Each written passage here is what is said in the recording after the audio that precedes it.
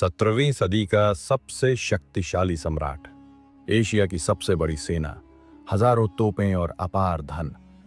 फिर भी एक इलाका ऐसा था जिसने इस साम्राज्य को भीतर से तोड़ दिया, और वो इलाका था दक्कन। ये कहानी है औरंगजेब की उस लड़ाई की जो उसने तलवार से नहीं, जिद से लड़ी। जब औरंगजेब ने उत्तर भारत की समतल और परिचित जमीन छोड़कर दक्कन की पहाड़ियों की ओर कदम बढ़ाया, तब उसे लगा कि यह सिर्फ समय की बात है। लेकिन दक्कन कोई साधारण बैटलफील्ड नहीं था। ये एक ऐसा जाल था जहां हर पहाड़ी, हर जंगल और हर किला दुश्मन की तरह काम करता था।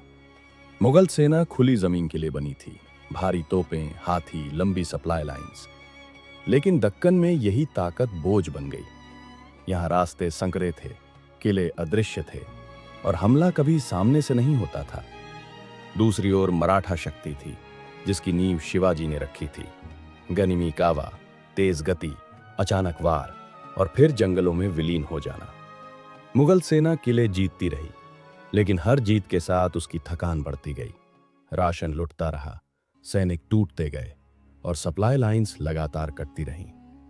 औरंगजेब की सबसे बड़ी गलती तलवार नहीं थी, उसकी गलती थी ओवर एक्सटेंशन। उसने दक्कन को जीतने के लिए अपना पूरा साम्राज्य दांव पर लगा दिया। दशकों तक राजधानी से दूर रहकर एक ही युद्ध में फंसा रहा। इस दौरान उत्तर भारत में नियंत्रण ढीला पड़ता गया, खजाना खाली होता गया, विद्रोह बढ़ते गए और मुगल शासन अंदर से खोखला होने लगा। ये वो युद्ध था जिसमें औरंगजेब जमीन जीत रहा था, लेकिन समय हार रहा था, और इतिहास में समय की हार सबसे महंगी पड़ती है। दक्कन की लड़ाई हमें सिखाती है कि हर युद्ध ताकत से नहीं जीता जाता।